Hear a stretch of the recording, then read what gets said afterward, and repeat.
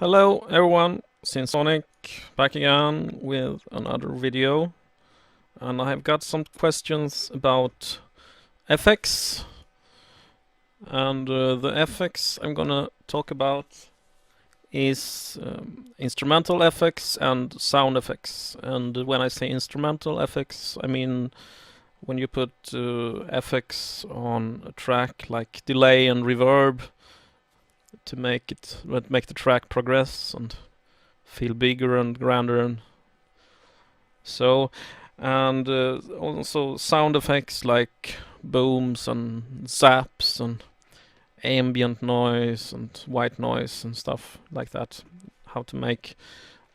What things to think about to make a track get interesting and progressing. So let's begin with instrumental FX, and we're gonna take a listen at this part of the track first.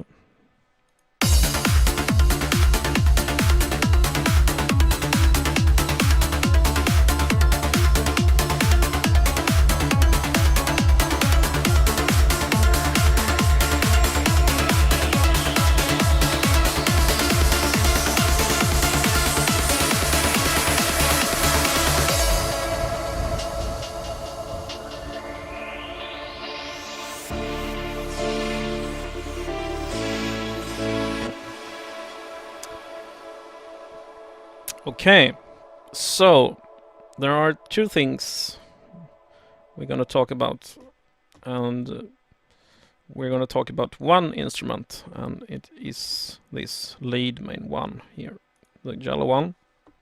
So if we just listen for a bit.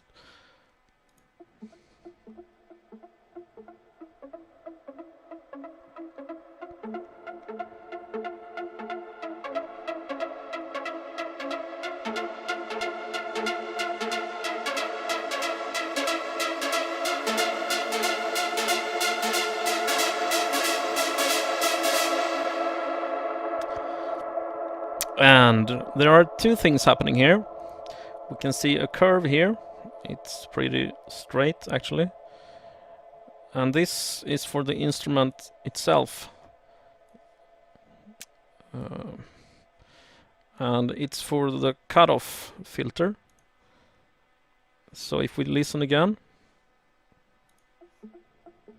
you can see it begins pretty low and it rises up.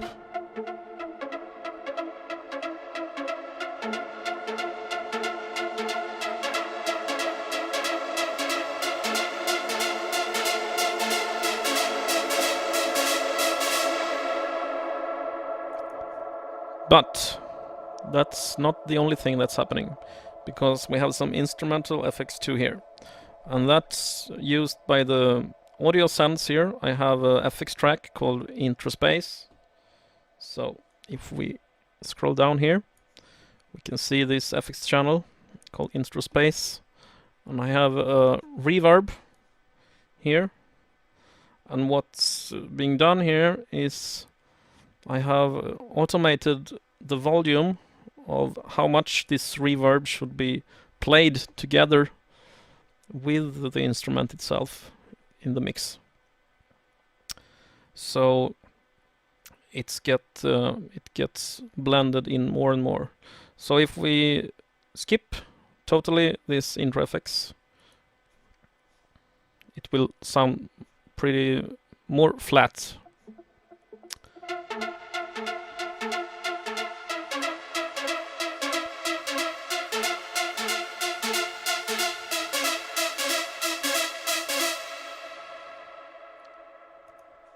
It's not that grand and cool anymore. And if we take a look at here, you can see and hear.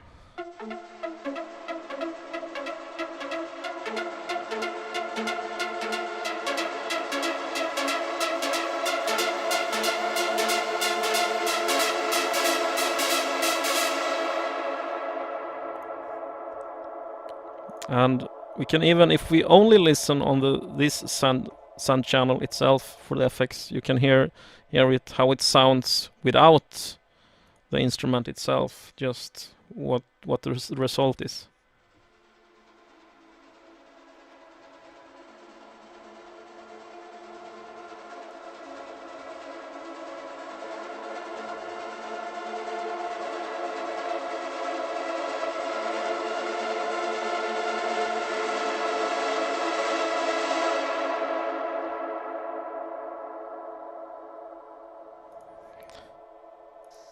And that's been used just to make this instrument get bigger and greater, and sort of make this build up more messy and excited and distorted for the break that comes after this.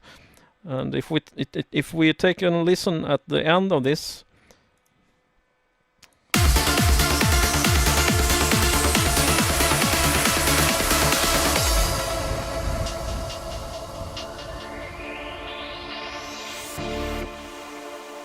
we can hear that it still has a tail, the FX from that, because it reminds the listener of what just have happened here.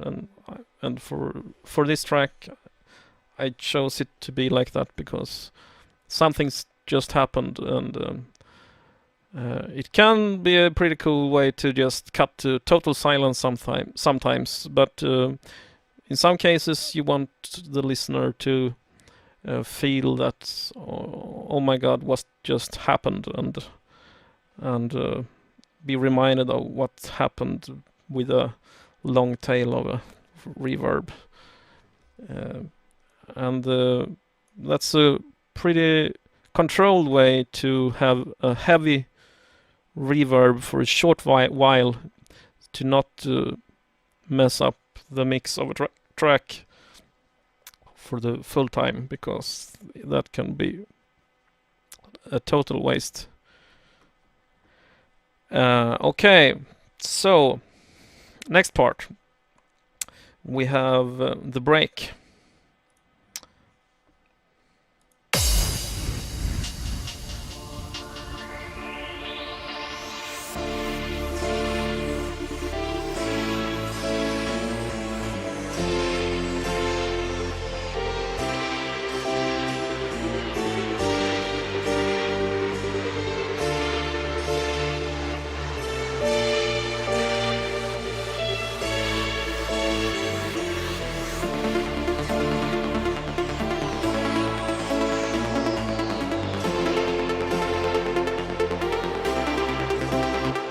Okay, and what I want to bring up here is the regular sound effects. So let's have the piano and choir together with the effects, and from the build up here,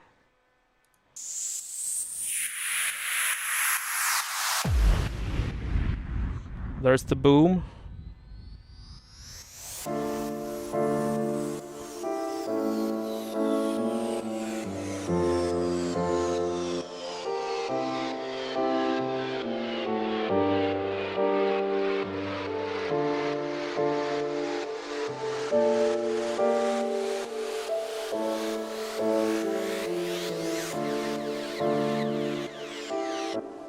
And you can see there are three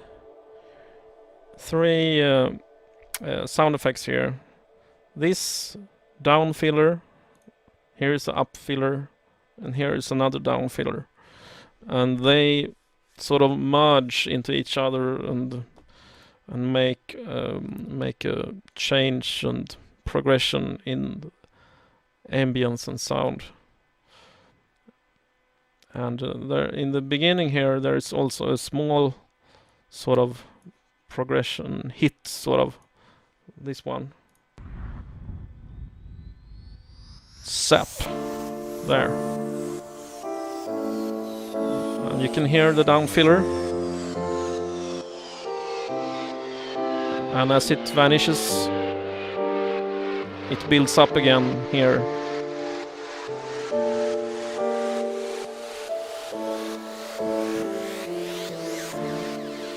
And then another down filler.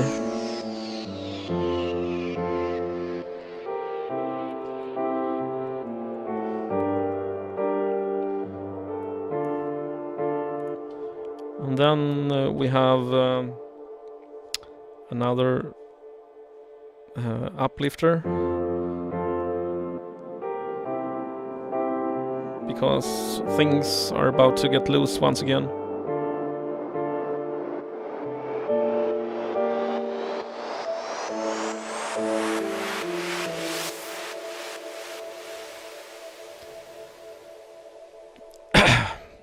Okay. And if we take a look at another part of this track, and it's the bass. So we're gonna play here, and we're gonna bring this so we can see this track.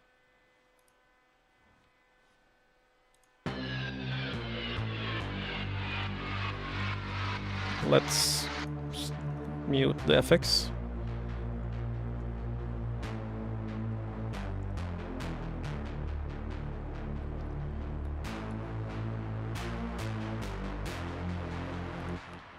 And here, this part, you can see that it rises and then it's a really fast peak, and then it drops back, and then it moves away. And this is a cutoff filter on the bass to make it progress and build the track and sound.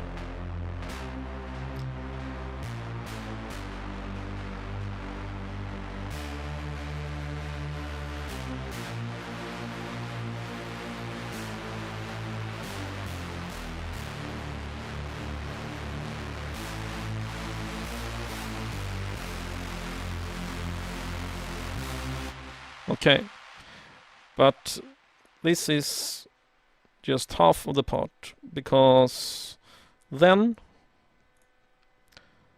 we have a filter here, an automated filter too.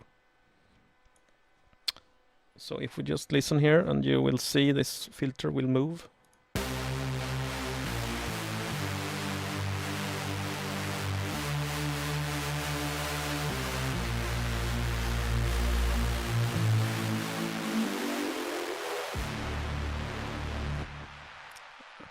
And if we just go forth a bit more in this, and we listen here.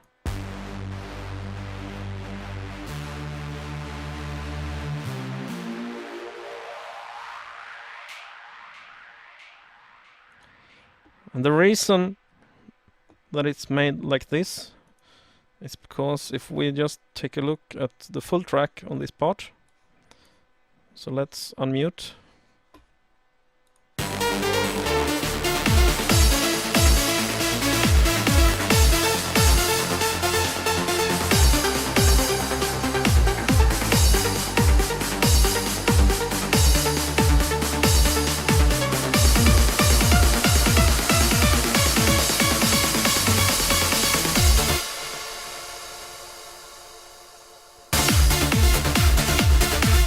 Okay, I think you get the point, what's happened there. But anyways, the reason for me to remove these lower EQ bands of the bass before it drops again to the melody is because before a drop, you sort of want to remove all the usually you want to remove many of the low bands for basses, so everything that has a bass, because when you introduce a kick and a bass again, when it drops, it will have a bigger impact for the listener and make the listener feel like more a wow feeling, sort of. So it's a pretty common trick and technique to make the drop feel bigger and when it comes in. And yeah, okay. Another way to deal with that kind of break is by we can take a look over here, and let's just listen to the bass.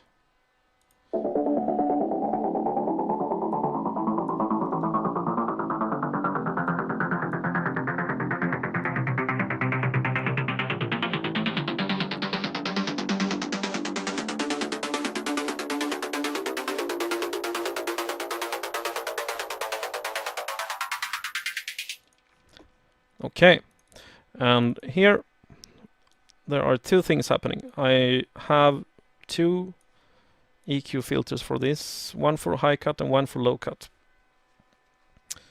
Could probably have used one with 2 points, but I like to split it up sometimes like this. Anyways, so let's see if we move these. And what's happening here, if we take a look at the beginning, we can see that the low cut filter is pretty low where it starts, and the high cut filter is pretty low where it starts. And if we take a look at the end of this, we can see that the low cut is very high and the high cut is very high. And if we even take a look at the high cut's position in height, you can see it's pretty low here. It still has a peak up, but when it starts, it's much higher. And that's because when I did this, I wanted to have the sort of spike distortion that you get from having this pretty grand spike in. And if this was to be as high over here as in the end, it would have sound pretty. It would sound too messy for what I really wanted. So that's sort of you can sort of experiment with how you shape these sort of curves, but automating curves like these can make a sound progress and feel pretty interesting.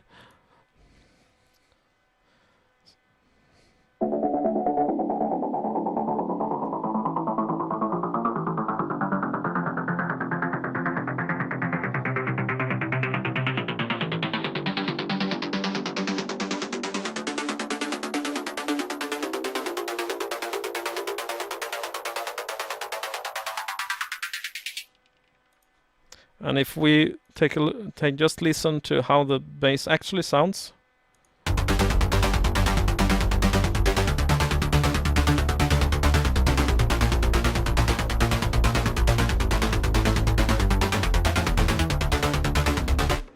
You can hear it's much deeper and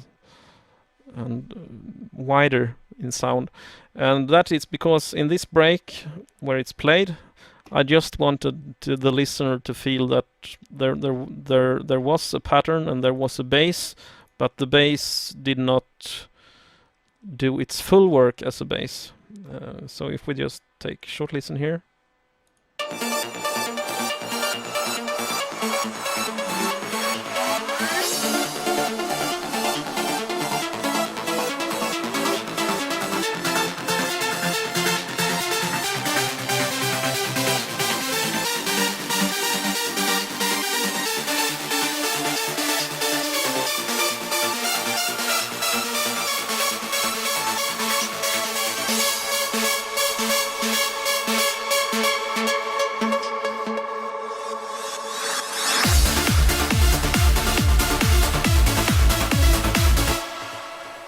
Yes, and there it drops. And then the kick and the bass and everything is at its peak and it's full.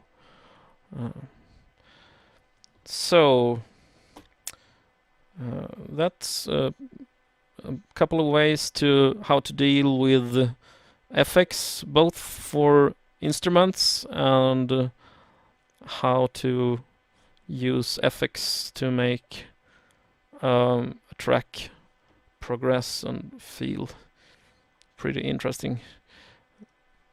And FX can be, don't forget that FX can be used also in when in builds and together with instruments. It's not just for breaks, like, and you can have them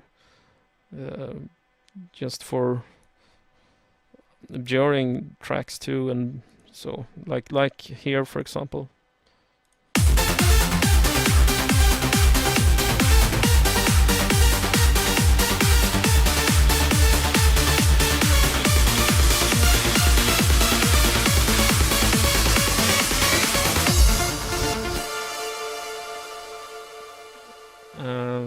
Yeah.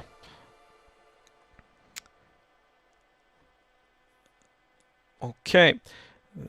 There is. I could just talk about this little effects here. You can see it's all the way through this track. It's called Special Hit.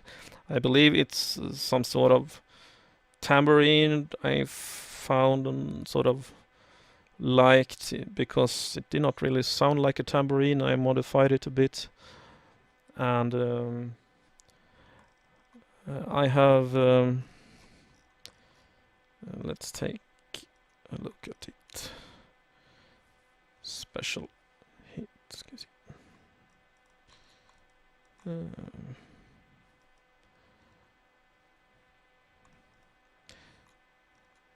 There.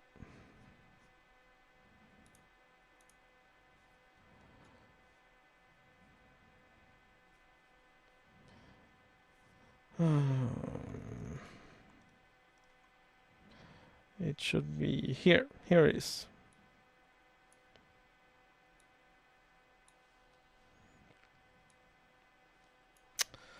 Okay. And if I zoom out a bit, you can see the two curves, this one and this one, sort of moves and progresses all through the track. From the beginning to the end. And what this is a filter, a high pass filter, and it moves through the track on how and makes a single noise not always sound the same. And this noise, this tambourine noise,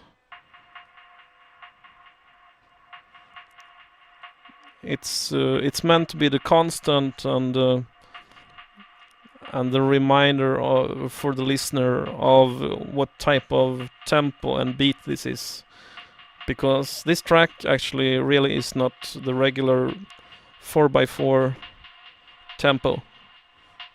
It's actually 4x6, and it makes it easier for the listener to remember that.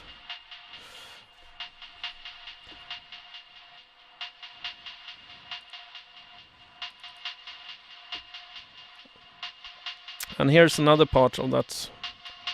I have just a tiny spike here, and it gives just a nudge on a distortion in.